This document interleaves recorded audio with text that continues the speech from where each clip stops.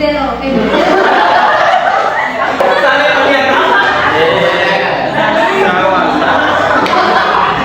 Satu tambah satu. Dua.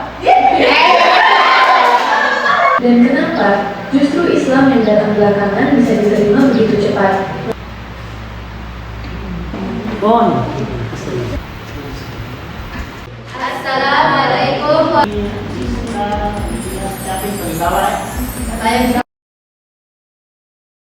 Bismillahirrahmanirrahim. Assalamualaikum warahmatullahi wabarakatuh. Yang terhormat Bapak Ibu dosen dan guru penguji uji kinerja PPG Transformasi dalam jabatan tahun 2025. Perkenalkan, saya Abdul Aziz Caka, salah satu guru di UPT SMK Negeri 6 Sidenden Rapang, sekaligus mahasiswa PPG dalam jabatan tahun 2025 angkatan ketiga jurusan Pendidikan Agama Islam di LPTK Universitas Islam Negeri Palopo dengan NIM 25020810004. Pada hari ini saya akan melaksanakan uji kinerja di UPT SMK Negeri 6 Sidenden Rapang pada kelas 10 dengan materi sejarah dan peran tokoh penyebar Islam di Indonesia dengan model pembelajaran PBL terintegrasi TPACK. Terima kasih dan selamat menyaksikan. Assalamualaikum warahmatullahi wabarakatuh. Waalaikumsalam warahmatullahi wabarakatuh. Alhamdulillahirabbil alamin. Shalatu wassalamu ala asyrofil anbiya'i wal mursalin sayyidina Muhammadin wa ala alihi washabihi ajmain amma ba'd. Nah, sekalian, alhamdulillah Allah masih memberikan kita nikmat kesehatan, nikmat kesempatan, dan juga nikmat hidayah sehingga kita hadir di tempat yang penuh ilmu ini. Semoga hari ini kita mendapatkan keberkahan oleh Allah Subhanahu wa taala. Amin. Amin. Tak lupa kita kirimkan salawat dan salam kepada junjungan kita Nabi besar Muhammad sallallahu alaihi wasallam. Nabi membawa umur keselamatan dunia dan akhirat insyaallah.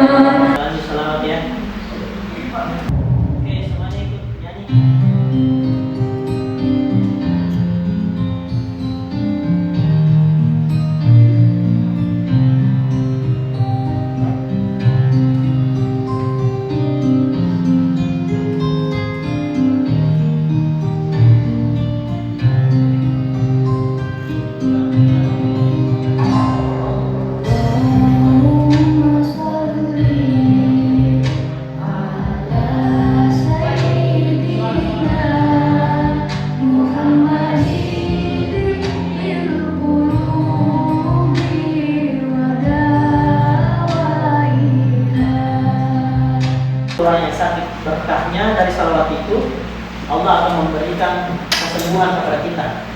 Yang kedua, dari salawat ini itu akan memancarkan nur dari dalam tubuh kita untuk menambah rasa nasionalisme kita, rasa kecintaan kita terhadap Kesatuan Republik Indonesia. Saya minta anak-anak sekalian untuk berdiri sejenak.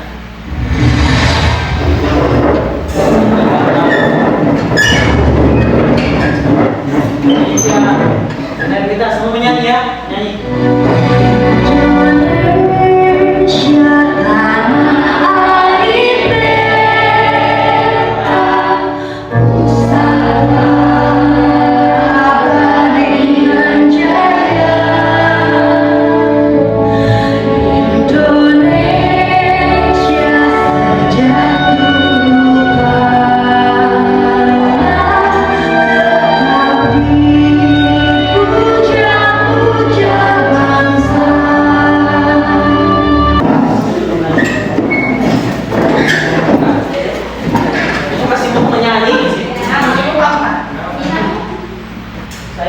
kehadirannya dulu ya.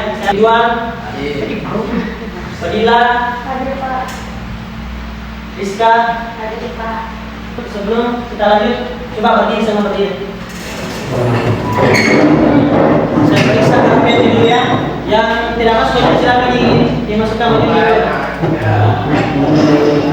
Masukkan bajunya, pakai topi, simpan topinya.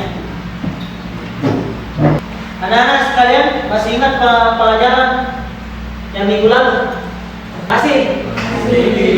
Saya tes ya, saya tes. Ada yang bisa angkat tangan? Yang tahu materi pada pertemuan yang lalu? Oke, Yuli, apa Yuli? Akhlak tercela Pak.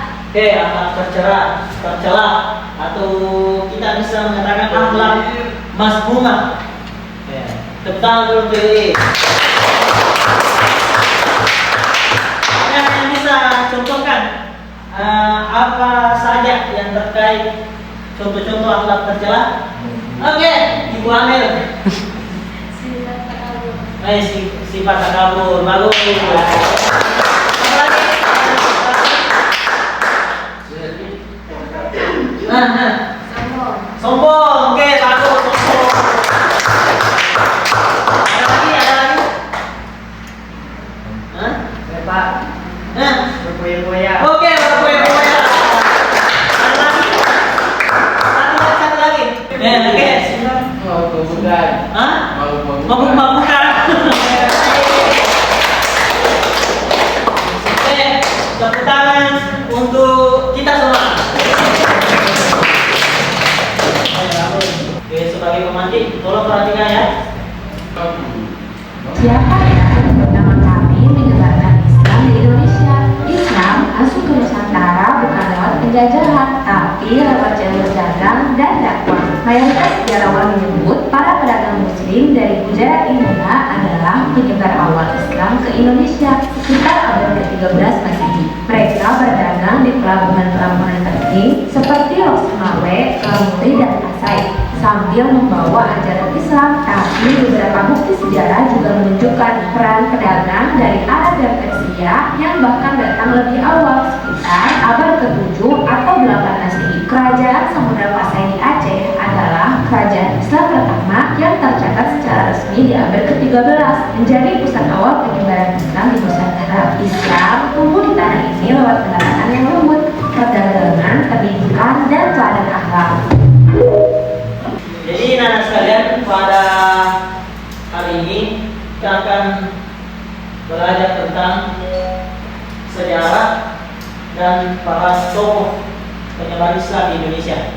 Adapun tujuan pembelajaran yang pertama, peserta didik mampu menganalisis dan mengevaluasi proses masuknya Islam ke Indonesia melalui berbagai teori dan strategi dakwah.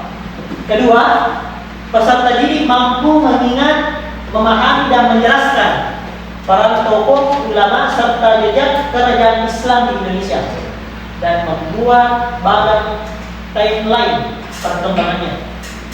Tiga, peserta didik mampu meneladani nilai perjuangan ulama dengan membiasakan diri bersikap sederhana, bersungguh-sungguh dalam mencari ilmu serta menunjukkan perilaku positif lain dalam kehidupan sehari-hari. Ini rubrik penilaiannya ya. Jadi nanti saya ukur tingkat pengetahuan atau tingkat penguasaan anak-anak sekalian dalam menguasai materi.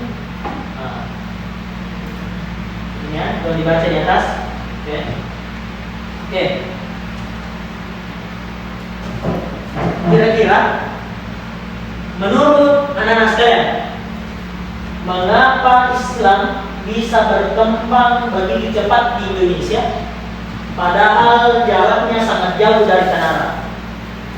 Sebelum kita masuk ke materi inti, kita ice breaking dulu.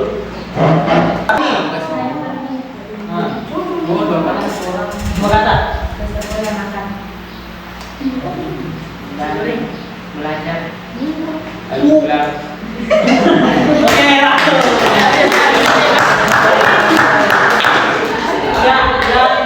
yang satu kata ada hukumannya kelompoknya. Ah. Kesempatan kita di sini. Hukumannya menyanyi. Atau terlalu melaba berpikir, salah juga. Ya, Pak. Oke, dari Farel. Kemarin saya Pergi jalan. Ke pasar. mana? Sama mama. Beli telur.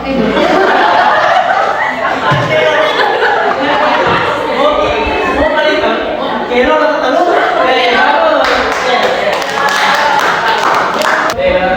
Waktu libur Saya pergi.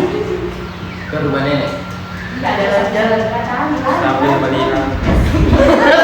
saya melihat apa? Sawah. Saya ini tidak Tahu pergi, Pak. jalan-jalan biasa. Salah di sekolah. Tahu pergi. Saya besok. Pergi ke sekolah.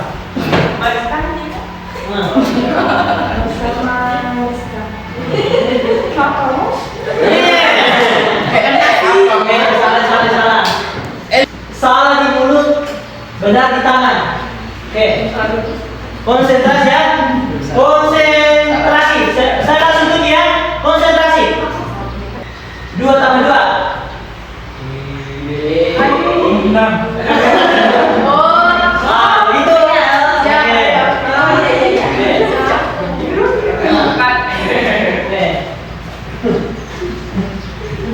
5 tambah 5. Bilang.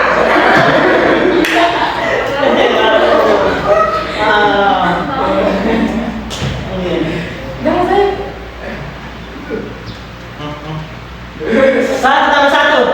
2. Harusnya begini. Nah, satu orang lagi. 2 tambah 2. 5. Tidak bagus. Oke, tepuk tangan untuk Pak. Coba perhatikan video di atas ya. Perhatikan video di atas. Bagaimana mungkin Hindu Buddha yang telah dianut selama ratusan tahun di Nusantara tiba-tiba ditinggalkan? Dan kenapa justru Islam yang datang belakangan bisa diterima begitu cepat? Mari kita bahas. Di masa akhir kerajaan-kerajaan besar seperti Majapahit, ajaran Hindu Buddha mulai terasa jauh dari rakyat.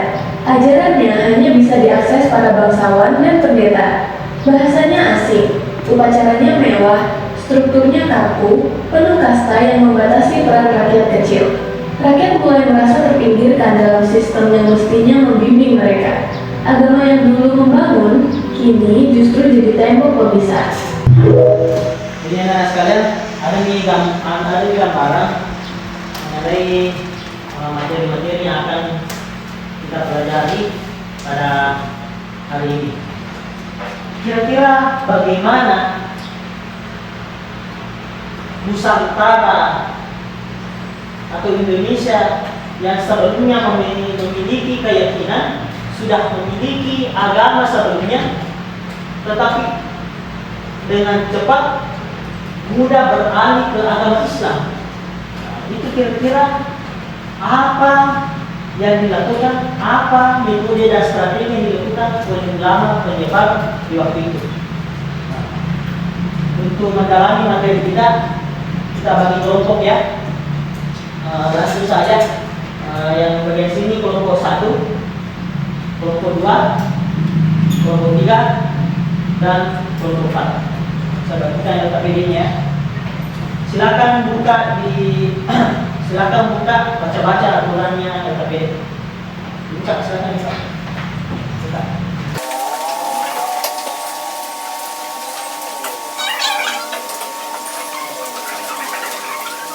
Halaman berapa? Halaman berapa? Dua.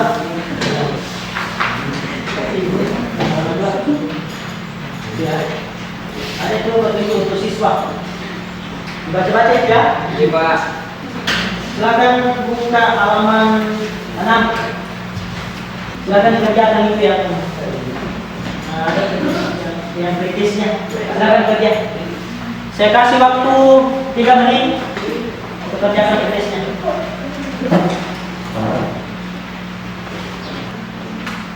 Oke, selesai ya? Iya, Pak. Jadi saya jawab ya, langsung saya tanya, kemudian dijawab, angkat tangan, jawabannya. Misalnya. 3. Syekh Jumadil Kubro dikenal sebagai ulama yang menyebarkan Islam di Nusantara. Beliau berasal dari Aceh. Ada yang lain? Mekah. Lain? Yang lain? Aceh juga? Oke. Mekah. Oke. Jawabannya adalah jawabannya adalah Samarkand. Samarkand. Oke. Jadi dari pretest ini saya bisa tahu kemampuan awal dari anak-anak sekalian. Itu halaman 14 ya. Kita bagi materinya ya. Kelompok 1.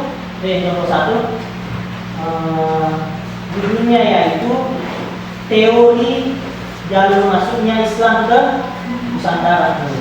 Kelompok 2 ada kelompok 2 metode yang digunakan ulama dalam menyebarkan Islam di Nusantara. 3 yaitu tokoh ulama penyebar Islam di Indonesia dan keteladanan yang di belakang. Kelompok 4 jejak keberadaan Islam di Indonesia.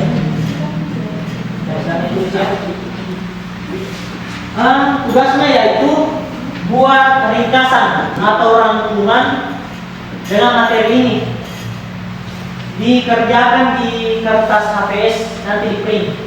Jadi menyalakan semua Chromebooknya, membuka semua Google atau ChatGPT yang begininya.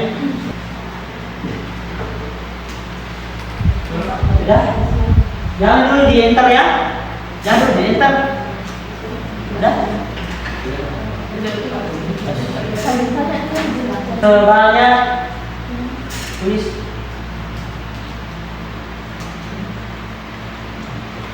5 halaman.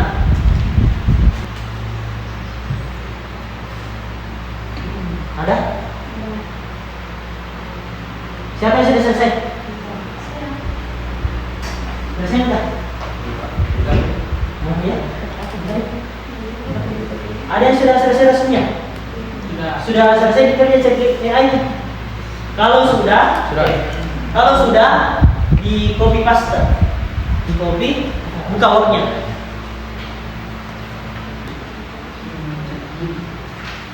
Selesai Pak, selesai.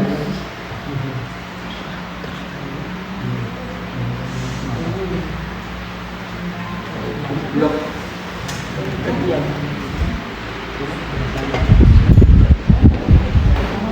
Bon.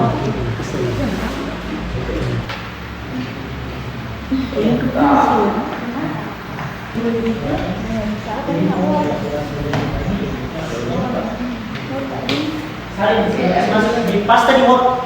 Apa dibuka? Apa dulu? Hah? Tadi dokumen baru.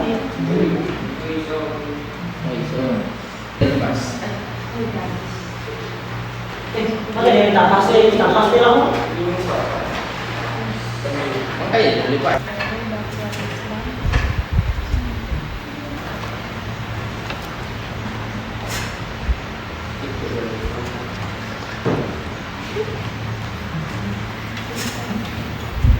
Sudah?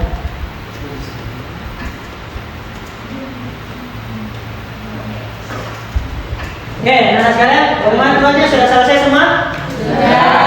Sudah di print semua? Bagus. Kita mulai dari kelompok 1 untuk mempertahankan menjadi siapa? Jadi kelompok 1 yang mempertahankan siapa? Rizka. Oke, silakan semua berdiri. Semua anggota kelompok berdiri. Islam hadir, masyarakat Nusantara telah menganut berbagai macam kepercayaan dan agama.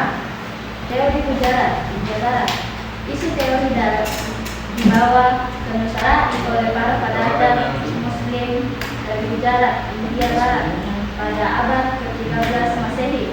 Yang keempat, kesimpulan masuknya Islam ke Indonesia merupakan proses panjang yang melibatkan berbagai jalur perdagangan, perkawinan, pendidikan, dan politik. Baik, kami akan membuka sesi tanya jawab. Apabila ada pertanyaan, silakan dilakukan. Oke, Masya, silakan. Kami dari kelompok 2 ingin bertanya, yaitu dari teori Arab, Gujarat, dan Persia, teori mana yang paling meyakinkan menurut kalian dan mengapa? Baik, terima kasih pertanyaan dari kelompok 2. Banyak dari teori Arab, Gujarat, dan Persia, teori mana yang paling meyakinkan menurut kalian dan mengapa?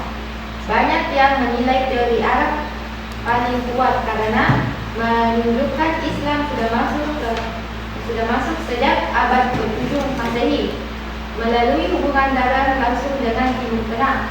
Namun, sebagian juga menilai teori Gujarat relevan karena adanya bukti artefak seperti batu nisan Malik al-Saleh bergaya India.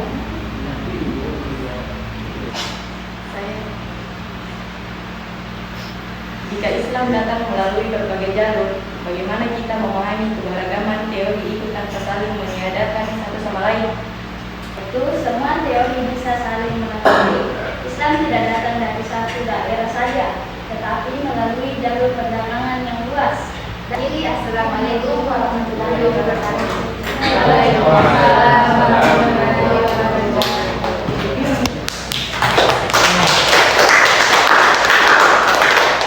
Assalamualaikum warahmatullahi wabarakatuh. Baik, kami dari kelompok 2 akan mempresentasikan strategi dan metode penyebaran Islam. Yang pertama, jalur perdagangan. Perdagangan menjadi strategi utama penyebaran Islam di Nusantara. Baik, kami buka sesi tanya jawabnya. Tentang perbedaan para ulama saat menghadapi adat dan kepercayaan lokal dalam dakwah mereka. Menjaga keseimbangan antara meneruskan keyakinan tanpa menyinggung budaya setempat. Sekian presentasi dari kelompok 2, kami akhiri. Wassalamualaikum warahmatullahi wabarakatuh. Waalaikumsalam. Kami dari kelompok 3 akan mempresentasikan tentang tokoh-tokoh ulama yang menyebarkan agama Islam ke Nusantara. 1. Syekh Jumali Kubro. Syekh Jumali Kubro dikenal sebagai ulama besar dari Samarkand, Asia Tengah yang datang ke Nusantara pada abad ke-14. 2. Syekh Maulana Aswad. Saya dari kelompok 2 ingin bertanya kepada kelompok 3, yaitu bagaimana para ulama berhasil menjaga keseimbangan antara dakwah dan penghormatan terhadap budaya lokal. Baik, saya akan menjawab pertanyaan dari kelompok 2. Mereka tidak langsung menolak tradisi lama, tetapi mengislamkan nilai-nilai yang masih sesuai dengan ajaran tauhid. Presentasi dari kami, sekian dan terima kasih. Assalamualaikum warahmatullahi wabarakatuh. Waalaikumsalam warahmatullahi wabarakatuh. Kami dari kelompok 4 akan membacakan hasil presentasi kami, yaitu Bidang Kerajaan Islam di Indonesia dan perkembangan ilmu pengetahuan serta kebudayaan. 5. Kesetaraan antara Islam abad ke-16 sampai 18. Sekian presentasi dari kelompok 4. Apakah ada kelompok lain yang ingin bertanya? Saya dari kelompok 1 ingin memajukan pertanyaan. Dari kerajaan Islam seperti Samudra Pasai, Demak, Aceh, dan Ternate, mana yang menurut kalian paling berpengaruh terhadap penyebaran Islam dan mengapa? Sekian jawaban saya. Apakah teman-teman puas? Yes. Sekian dari kelompok 4. Assalamualaikum warahmatullahi wabarakatuh. Waalaikumsalam.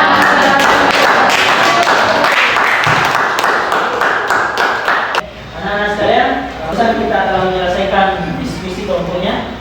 Apakah ada di antara anak-anak sekalian yang bisa menyampaikan hasil kesimpulan diskusi pada materi kali ini? Katakan. Oke, Ridwan. Oke, seperti Ridwan. Semua proses ini membentuk identitas bangsa Indonesia yang religius, beradab dan menjunjung tinggi nilai-nilai toleransi, keilmuan, serta semangat takwa yang damai. Oke, terima kasih untuk Masya, Fitri, termasuk Julia, Sudi. Dan Pak, biarlah kita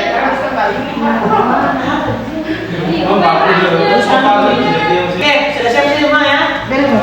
Siap? Apa? siap sudah. Siap? Siap semua? 1, 2, 2.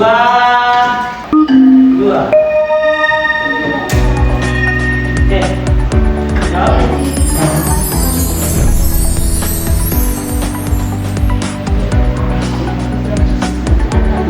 Oke, pemimpin yang dipanel, Masya.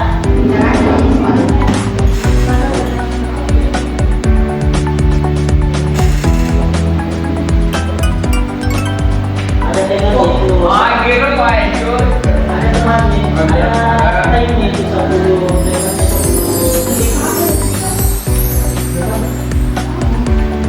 Oke, Masya pemimpin. Masya jadi ini kayak hijau kan?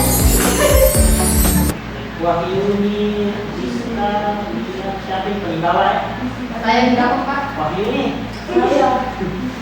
Anak sekalian, tadi kita telah melihat asesmennya. Yang tertinggi ketiga Fadilah, tertinggi kedua Masya, yang tertinggi Rizka. Tepuk tangan untuk temannya. Kalian, jadi kesimpulan materi kali ini, Nusantara itu dulu keyakinan dan agama sebelum Islam itu adalah Hindu dan Buddha. Tapi juga di beberapa wilayah itu di Jawa ada istilah Kejawen, Klaten, kalau di Sulawesi itu ada istilah Korotan. Metode dakwah yang dilakukan oleh ulama kita itu bukan secara paksa, bukan perang, tetapi dengan metode-metode yang halus seperti perkawinan. Sekalian sebagai refleksi, bukan KPD-nya. Centang itu di halaman refleksi, centang agak sudah. Pertemuan berikutnya kita akan melakukan drama. Drama itu kita perankan tokoh ulama dalam menyebarkan Islam. Nah, minggu depan ada yang bertindak sebagai pedagang. Sebelum kita tutup, mari kita bersama-sama berdoa. Mudah-mudahan apa yang kita pelajari hari ini ada manfaatnya. Oke, sekian dari saya. Mohon maaf kalau ada kesalahan dari saya karena saya manusia biasa. Wallahul muwaffiq ila aqwamit thoriq. Assalamualaikum warahmatullahi wabarakatuh. Waalaikumsalam warahmatullahi wabarakatuh.